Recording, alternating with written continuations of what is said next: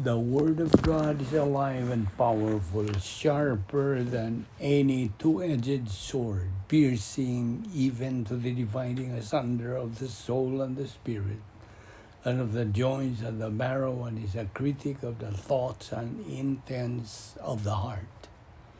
All Scripture is God-breathed, and is profitable for doctrine, for reproof, for correction, for instruction in righteousness, that the man of God might be mature, thoroughly furnished unto all good works. Welcome, everyone, to our daily doctrinal Bible study through the Balbido Evangelistic Ministry.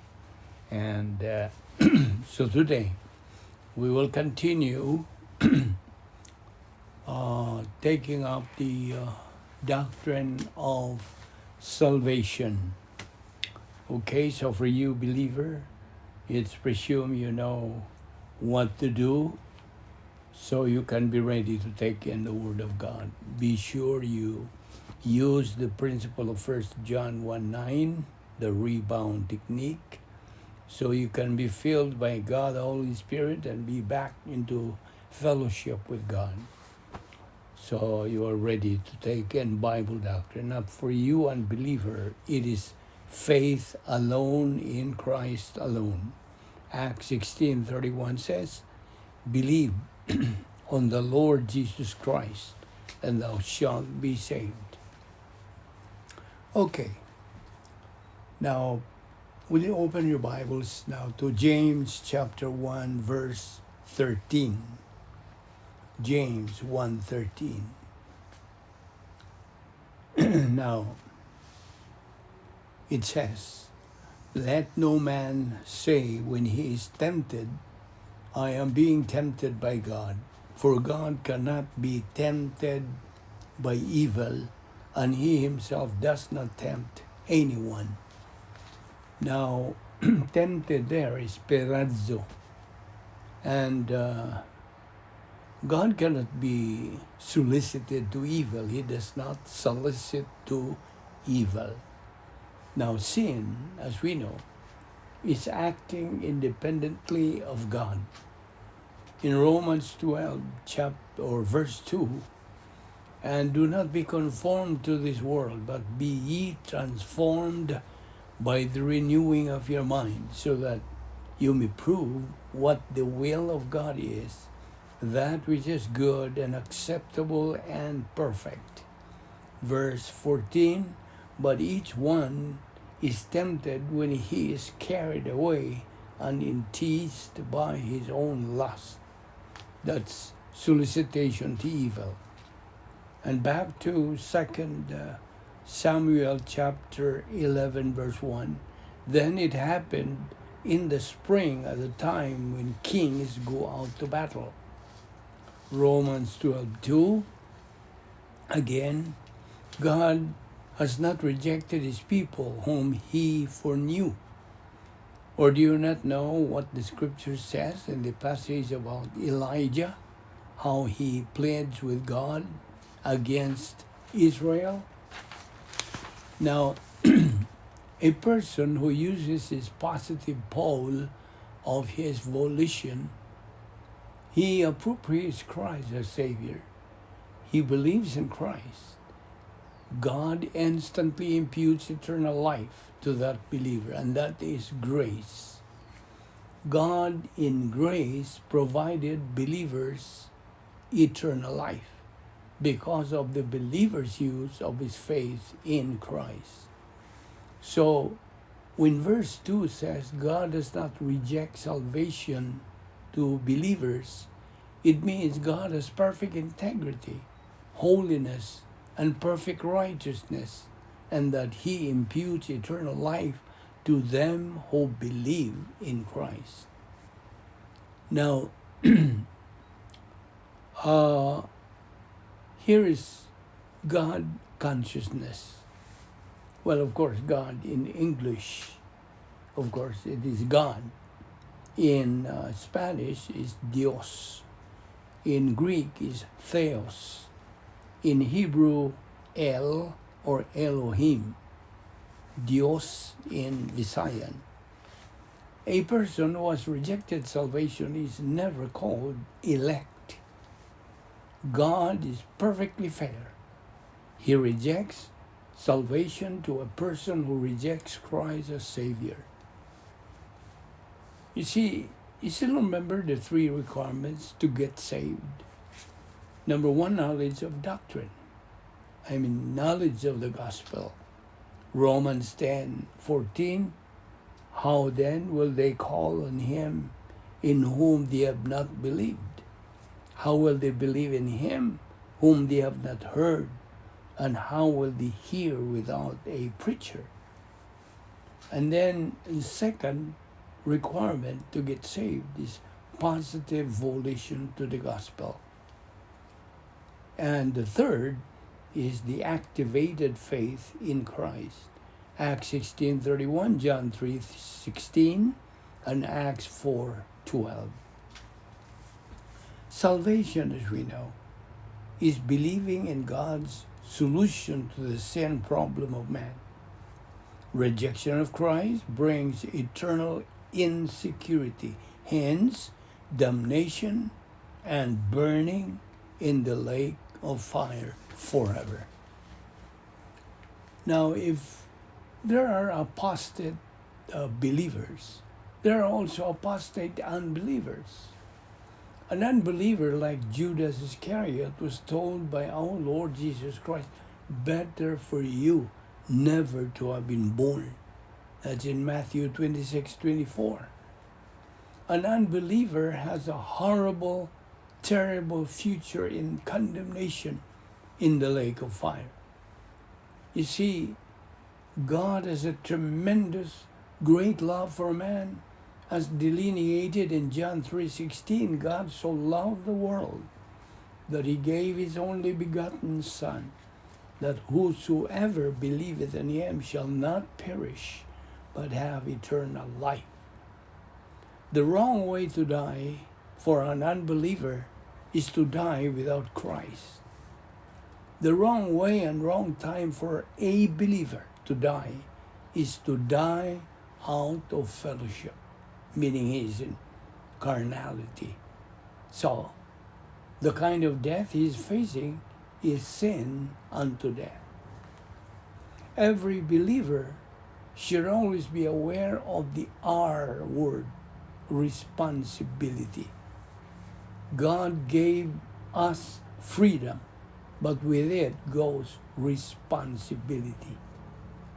You see, we cannot fool God. In Ecclesiastes 3:1, there is the time for everything. In Jude chapter 1, 1-6, let us remember the 3 kinds of justification. These are the things we experience at the moment of salvation. Number 1, positional, at the point of salvation. Number 2 is experiential, believer in time. And the third is ultimate, believer in eternity. Remember, the stimulus is the cross, representing salvation. When an unbeliever hears the gospel, believe in the Lord Jesus Christ and thou shalt be saved, he responds to that stimulus, either positively or negatively. Once he believes in Christ, he responds positively, then eternal relationship with God, or he is in union with God forever. And on the bottom circle is the area of the spiritual believer. That's temporal fellowship. Why temporal? It is temporal because every time we sin, we get out of that fellowship. But God is so gracious in providing the recovery technique of 1 John 1:9, which says, if we confess our sins, he, God, is faithful and just to forgive us our sins and to cleanse us from all unrighteousness. Now the believer is set apart. He becomes a called out one. The believer is imputed by God his perfect righteousness. He is imputed by God eternal life. The believer's name is now found written in the Lamb's book of life, never to be blotted out forever. The believer is justified, redeemed by the precious blood of Christ. In 1 John 3:14 we know that we have passed of death into life. May I repeat that? We know that we have passed out of death into life, eternal life, because we love the brethren. In Galatians 5:22 and 23, it talks about the fruits of the Spirit. What are the fruits of the Spirit? Love, joy, peace, patience, kindness, goodness, faithfulness, gentleness, self-control. Now, what do we mean by spiritual love? Spiritual love is the desire to the best and highest interest of others.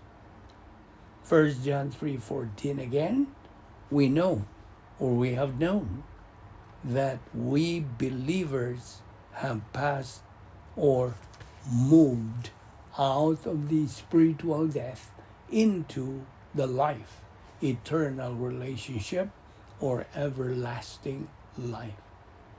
This is the substance of this verse, 1 John 3:14. Now, here's the believer's soul. You have faith, mentality, volition, conscience, and emotion. That's part of the soul.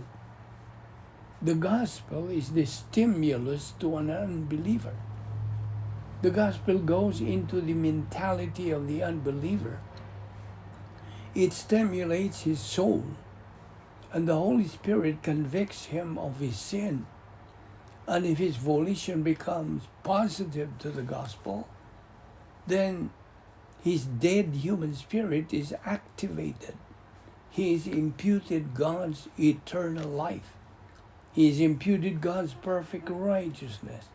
Then he is instantly saved. He, the new believer, is now passed out or moved out of the spiritual death into the life, eternal life. Now, these are the verses. In verse 14, by the way, it says, we love the brethren. I would like to leave some of the salvation verses that you can study yourself. John 3:16, John 3:3 and 7, John 3:36, Acts 4:12, John 14:6, Matthew 7:13 to 14, John 3:18, Jeremiah 29:13.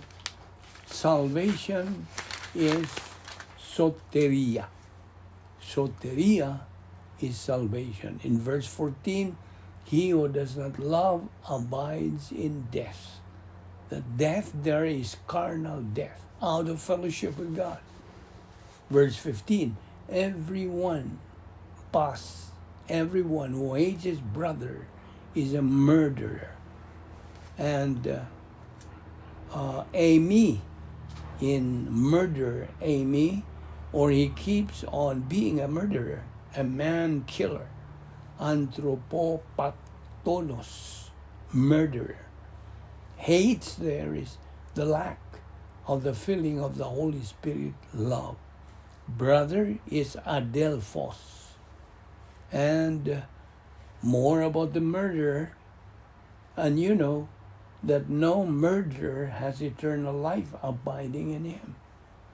Eternal life is a nature of love, spiritual life. Therefore, the message to mankind is believe or burn.